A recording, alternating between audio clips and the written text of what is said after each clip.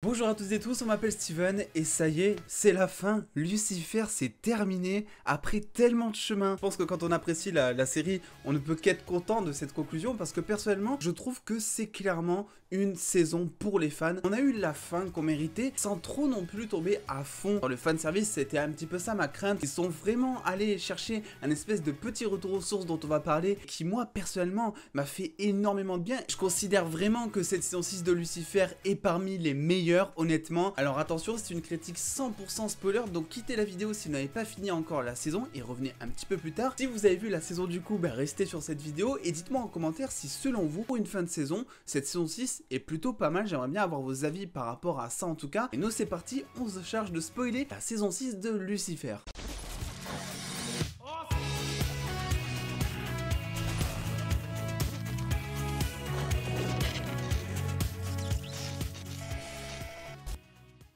Je vous parlais en introduction d'un espèce de retour aux sources et je vais directement commencer par ça parce que cette saison revient un petit peu aux intrigues qu'on avait l'habitude de voir. On l'avait un petit peu perdu en saison dernière parce que on était beaucoup plus concentré sur la rivalité entre Michel et Lucifer, donc c'était beaucoup plus cosmique, on laissait beaucoup plus aussi tomber ce côté enquête même s'il était toujours présent, ou alors c'était des enquêtes un peu plus célestes on va dire. Non d'ailleurs le mot c'est céleste, c'est pas cosmique. En fait cette saison 6, elle m'a fait vachement penser aux premières saisons de Lucifer, au moment où justement il essayait d'aller en quête de soi-même, de progresser, de s'améliorer, de se trouver un autre but de ce qu'il était déjà, on va dire, et en même temps de gérer sa relation avec Chloé, avec ce qu'on attend de lui, sa famille, etc. Et honnêtement, une bonne moitié de cette saison 6, c'est vraiment Lucifer qui va enquêter, qui va aller sur le terrain, etc. Et moi, ça m'a fait énormément de bien parce que tu retrouves en fait l'ambiance de tout ce que tu connaissais de Lucifer avant. Et c'est un petit peu une métaphore aussi parce que mine de rien, il est question dans cette saison de la boucle en fait temporelle qui est bouclée, voilà. Et pour une dernière saison, c'est clairement ça. La boucle est bouclée parce que c'est la dernière saison et que c'est la fin de la série, mais aussi en termes d'intrigue, ils sont allés aussi là-dedans parce qu'ils reviennent aux sources et tu te dis finalement voilà, c'est bon, c'est le Lucifer qu'on a connu, c'est la série en tout cas qu'on a appréciée dès le départ, alors que par moments elle s'est un petit peu peut-être perdue dans ces 6 saisons sur la partie céleste notamment. On va parler de Rory qui est un personnage que j'ai énormément apprécié, qui m'a beaucoup touché. En plus son actrice Brianna Heidbrand est une actrice que vous connaissez peut-être, et si vous n'avez pas remarqué, c'est celle qui joue Negasonic Teenage, je crois qu'elle s'appelle dans Deadpool 1 et 2, toujours avec ce côté en colère, etc., qu'elle amène aussi dans cette série. Et là, j'ai aimé la voir justement un petit peu différemment, parce que elle arrive à être très touchante, mine de rien, elle arrive à pleurer et c'est très convaincant. Alors moi je l'avais vu que dans Deadpool 1 et 2 au final, et c'est vrai que c'était un personnage qui était tout le temps en colère, etc., qui en avait un peu rien à faire de tout, etc. Mais là tu la vois vraiment pleurer, tu la vois apporter de grosses émotions assez fortes qui te marquent. Moi par exemple le moment à la fin, elle est retournée dans son présent, vous voyez je commence déjà à être ému, quand elle commence déjà à revenir dans son présent, ouais, j'ai lâché ma petite larme, mine de rien, c'est vrai. Ses ailes sont ultra stylées. Vraiment, Lucifer, on peut dire ce qu'on veut sur les effets spéciaux qui ont pas mal évolué, mine de rien, durant ces 6 saisons. Même si on sent que ça fait 2 saisons que niveau effets spéciaux, ils se donnent un peu moins. Ça, je pense pas que ce soit nécessairement dû à leur faute. Je pense que c'est uniquement parce que, vous le savez, il y a eu le confinement, la pandémie. Ils ont dû accélérer le montage. Je pense pas qu'il y ait eu moins de budget, etc. C'est possible même que ce soit l'inverse parce que, en termes de décor, il y a beaucoup plus de choses qui sont faites maintenant que durant les premières saisons. On était genre à 75% dans le luxe, et c'est vrai que ça fait 2 saisons où tu vois pratiquement pas le visage de Diable de Lucifer. Je crois qu'on l'avait vu très vite fait, genre 1 ou 2 fois durant les 2 dernières parties de la saison 5 justement. Là on le voit pas du tout dans cette partie, on le voit sous forme animée, et je vais en reparler après un petit peu de cet épisode, mais on le voit absolument pas. Et je pense que du coup ils ont conservé les effets spéciaux, en tout cas ils ont utilisé le temps qu'ils avaient à leur disposition pour notamment faire le visage de Diable de Rory. C'est vrai que je m'y attendais pas forcément, j'ai été assez surpris quand j'ai vu ça, c'était assez bien fait et tout, et c'est logique, mais c'était plutôt une bonne surprise. Du coup vu que j'y pense, et avant de revenir sur les autres personnages, j'aimerais revenir un petit peu sur cet épisode animé, même si c'était pas vraiment un épisode, c'est plus un passage d'épisode. C'est vraiment pas un truc qui m'a botté, mais pourtant j'ai apprécié la volonté de nous apporter quelque chose de nouveau. Voilà, il y a 2 épisodes moi qui m'ont pas trop chauffé, c'était donc celui-ci où t'avais Lucifer et Chloé qui étaient rentrés dans une boucle temporelle animée, et du coup j'arrivais pas à rentrer dans cette espèce d'intrigue, etc. etc. Et je dois dire que le style animé de base c'est pas vraiment mon délire en plus, donc c'est vrai que ce passage de l'épisode en tout cas c'était pas mon bail. Et aussi l'épisode centré sur Linda, où en gros ils vont lire son script des précédentes thérapies et ils vont arranger ça à leur sauce, vu que c'est l'interprétation de Linda qu'elle se fait de Lucifer par rapport à ce qu'elle lui dit depuis des années, etc. Donc on voit vraiment les situations du point de vue de Linda, et clairement ça m'a sorti de la saison cet épisode. Il y a eu vraiment une baisse de rythme d'un coup, parce que pendant tout l'épisode ils passent leur temps à lire et limite à se crier dessus entre guillemets. Je trouve qu'en plus les flashbacks qui sont amenés, enfin on peut plus parler de reconstitution de scènes qui sont passées, elles sont pas si attachantes que ça, parce que toi en tant que spectateur tu sais que c'est pas réel, et je trouve qu'il y a même pas ce côté fun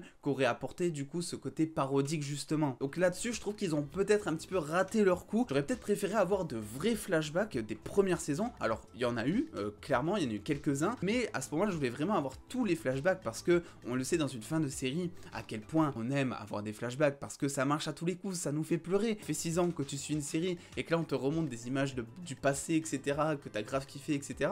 Ça marche plutôt très bien sur le spectateur. Du coup on va passer au personnage, et quelle meilleure transition pour parler de Linda, parce que c'est le personnage selon moi qui a été le moins exploité dans cette saison. Et au début ça me gênait pas trop, parce que c'est une saison finale et il faut être centré notamment sur Lucifer, sur Chloé, sur sa famille, c'est totalement normal. Sauf que à partir du moment où Amenadiel décide d'être Dieu, là il y a quand même un gros débat, un gros dilemme qui se pose envers sa famille. Lui-même dit qu'il va y réfléchir, on imagine qu'il va en parler du coup à Linda, sauf que tu vois jamais cette conversation. Est-ce que Linda est d'accord? Qu'est-ce qu'elle en pense aussi du point de vue de Charlie? On n'a toujours pas d'explication. Est-ce que oui ou non Charlie va avoir des ailes un jour? C'est vrai que c'était peut-être une réponse qu'on attendait maintenant depuis 2 saisons, même si bon c'est pas trop important, mais il te le rabâche tellement sans cesse depuis 2 saisons que toi aussi tu veux la réponse, et au final on te le dit jamais vraiment, donc ça restera le mystère un petit peu de Lucifer maintenant que la série est terminée. J'ai été aussi trop content de revoir Dan, surtout à la fin, le voir heureux avec, je sais plus comment elle s'appelle, je vois qu'il est heureux, qu'il a son yaourt dans la cloche, parce que le paradis, ça te donne tout ce que tu préfères, etc. Et j'ai adoré ce moment, qui est vraiment très touchant comme à son habitude, même que ce soit un fantôme. La discussion qu'il a avec sa fille, au moment où donc il prend possession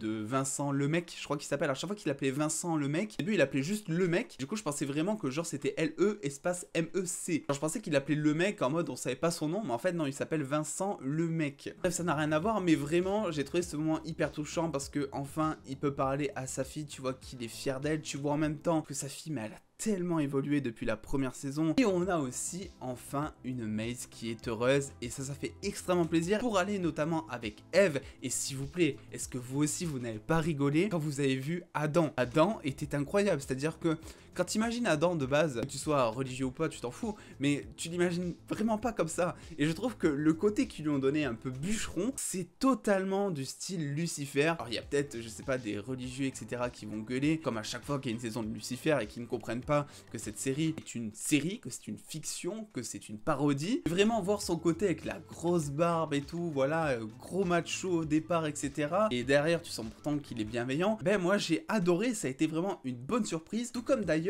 le nouveau lieutenant. Alors c'était Carole, je crois. Alors ça, j'étais mort de rire aussi. Lucifer au départ qui voulait absolument pas l'appeler par son prénom, parce que le prénom n'allait pas selon lui. Ça m'a fait ultra rire. Et d'ailleurs cette saison, je trouve que niveau van, ils ont plutôt bien réussi le truc. On se marre plutôt bien, même jusqu'à la fin on se marre plutôt bien. Le fait que ce soit un ancien alcoolique, bon c'est peut-être pas assez développé, mais au moins il a donc une nouvelle relation, et elle essaie un petit peu de lui faire confiance, et elle aussi elle doute, et il y a tout ce côté traumatique finalement qui n'a pas été oublié, et ça c'était ultra important, parce que mine de rien, Ella est sortie avec un tueur en série, avec un véritable psychopathe, et effectivement si tu voulais lui apporter une nouvelle relation, il fallait absolument passer par cette étape, et je trouve qu'elle a été plutôt bien développée. Alors par contre je suis assez déçu de la manière dont elle apprend la chose, dans le sens où elle l'apprend pas, et bien qu'elle soit assez intelligente pour le deviner depuis maintenant quelques années, qu'elle ait fait toute une enquête, etc., ça va totalement au style du personnage. Je sais pas vous, mais j'aurais peut-être préféré avoir, je sais pas, une espèce de révélation, que Amenadiel ou que Lucifer direct lui montre ses ailes, et que tu la vois comme ça, je sais pas, avoir les yeux qui sortent des orbites, qui est hyper religieuse, etc. Je voulais vraiment avoir cette espèce de révélation, et voir sa tête au moment où elle la prenait. Bon, c'est pas quelque chose qui a été fait, ça a été un des choix des scénaristes d'aller dans le sens de son personnage, tout simplement et qu'elle devine tout ça, même si bon elle l'a fait, elle était totalement bourrée. Vous voyez, c'est là où je vous dis qu'ils sont pas allés complètement non plus dans le fanservice, c'est qu'ils nous ont pas donné vraiment tout ce qu'on voulait, les ailes de Charlie notamment, le fait que Ella apprenne alors qu'elle a deviné, et aussi le fait que Lucifer devienne Dieu. Ça a été peut-être la plus grande surprise de tout le monde, c'est que au bout d'un moment, je me suis dit mais attends, mais Lucifer qui devient Dieu, ce serait incroyable, vraiment le monde va totalement partir en cacahuète, même si se doute qu'il évolue, etc. Et à partir du moment où il dit bah non je veux plus devenir Dieu, bah, il y a eu comme une petite déception en moi parce que t'as l'impression de revenir 2 saisons en arrière limite. Malgré tout ça, ça va aussi avec le personnage qui évolue sans cesse et qui apprend sur lui sans cesse, et du coup tu ne peux qu'adhérer à ce choix scénaristique je trouve, d'autant plus qu'on le sait tous depuis la saison 1, Amenadiel est vraiment le personnage qui doit justement apparaître en tant que Dieu, c'est le plus responsable, etc. Bref, Chloé le décrit très bien comme nous on le voit je trouve, et au final je suis hyper content que ce soit Amenadiel qui soit enfin devenu Dieu. Et d'ailleurs concernant le paradis et la cité d'argent, on avait vu très brièvement le jardin d'Éden à la fin de la saison 5, et là ça y est, on a eu vraiment durant quelques secondes la magnifique cité d'argent. On aura attendu 6 saisons pour la voir, mais honnêtement ça valait plutôt bien le coup. D'ailleurs concernant Lucifer, je pensais vraiment qu'ils allaient nous le faire mourir à la fin, parce qu'après tout je me dis, c'est une fin de saison, et ils peuvent se permettre d'être impactants et de faire mourir le personnage principal. Ça aurait été un crève-cœur, c'est clair et net, on aurait tous pleuré de fou devant notre écran, on aurait peut-être râlé sur les réseaux sociaux, mais mine de rien, on se serait rappelé de cette série pendant très longtemps à cause de cet impact. Au final, ils ont décidé de lui donner une nouvelle mission, et je trouve que c'est un petit peu une contrepartie qui est justifiée, parce que d'un côté, tu fais pas mourir Lucifer, et d'un autre côté, tu lui donnes pas non plus une happy ending à 300%, parce qu'il finit seul aux enfers pendant des années, voire des centaines ou des milliers d'années, tout en sachant qu'il y a sa fille derrière qui va naître, tout en sachant qu'il y a Chloé aussi qui va être tout seul pour élever sa fille, etc. Alors oui, c'est sûr qu'à la fin, il retrouve Chloé, et à ce moment-là, j'étais